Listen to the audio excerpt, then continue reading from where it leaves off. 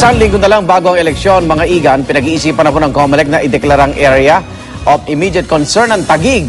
Kasunod ng gulo sa kampanya nitong Sabado. 12 taga-suporta ni mayoral candidate Rica Tinga ang sugatan sa insidente. Pero paglilinaw ng makakalabang si re-electionist Mayor Lani Cayetano, ang grupo raw ni Tinga ang nagsimula ng gulo. Saksi si Trisha Zafra. Paalis na raw sa compound ng Taguig City Hall ang grupo ni mayoral candidate Rica Tinga, gaya ng makikita sa videong ibinigay ng kanyang kampo. Nang abangan daw sila ng hindi bababa sa 50 lalaki. Anila, dito na raw nagkabatuhan at pukpukan.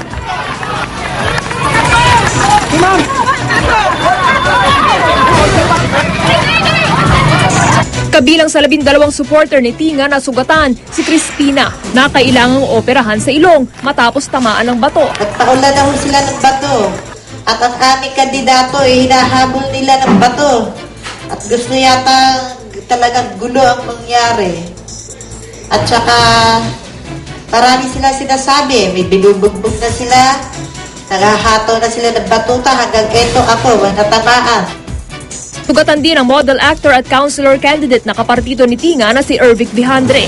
Hinampas umano siya sa ulo. Kung sino man ang gumagawa nito or sino man yung may pakanaan nito, sana naman hindi umabot sa ganito. Tigilan niyo yung ganito dahil kawawa yung mga tao. 4 namang miyembro ng Public Order and Safety Office ng City Hall ang sugatan din. Sa panayam ng unang hirit kina Tinga at Taguig re-electionist Mayor Lani Cayetano, nilinaw ni Cayetano na dumipensa lang ang mga tauhan ng Public Order and Safety Office ng City Hall. Pumasok daw kasi ang grupo ni Tinga sa City Hall, gaya ng makikita sa kuhang ito ng CCTV. Sa isa pang anggulo ng CCTV, makikitang nagpang-abot ang grupo ni Tinga at ng mga bantay sa City Hall.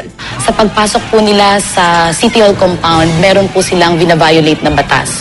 Mahigpit pong ipinagbibilin o ipinag-uutos ng batas sa kahit na sino man pong kandidato ang pumasok at mangampanya sa anuman pong panggobyernong opisina. Ang nangyari kasi pumasok kami, bukas ho yung gate.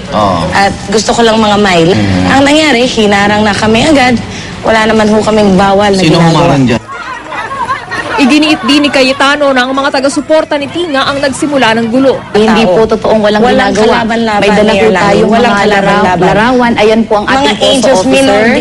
At kaya ho nagsimula ang kaguluhan ay binato po ang ating mga posto personnel at ang sugat nila ay nasa sa kamay ang ating po isang posto officer. Nasa ulo po. Ayun na ho ang humusga. Taong bayan ang Nagkamayan man matapos ang panayam, nanindigan ang dalawa na magsasampa sila ng mga reklamo laban sa isa't isa. Hiniling din ng kampo ni Tinga sa COMELEC na gawing area of concern ang Taguig. Patuloy pa rin ang investigasyon ng Taguig Police sa gulo. It's an isolated case dahil yun lang ang incident na nangyari of that nature. Kasi bigla-bigla lang nga yung pangyayari. But it was easily resolved or settled. Hinihiling naman ng kampo ni Tinga sa COMELEC na palitan ng Chief of Police ng lungsod. Ayon kay Chairman Sixto Brillantes Jr. ng COMELEC, may posibilidad ngang mapabilang sa areas of concern ang Taguig. Kakausapin din daw niya ang hepe ng PNP tungkol sa hiling ni Tinga na palitan ang hepe ng Taguig Police. Kukontakin ko lang si PNP Chief Purisima, mag-agree lang kami kung pwedeng ilagay sa immediate concern. Ang effect nito, lalagyan lang ng augmentation pag napunta na sa immediate concern. Anuman ang desisyon, kaugnay niyan ay hihilingin na raw ng COMELEC Taguig ang pagdaragdag ng puwersa ng pulis at militar sa lungsod. Trisha Zafra, ang inyong saksi.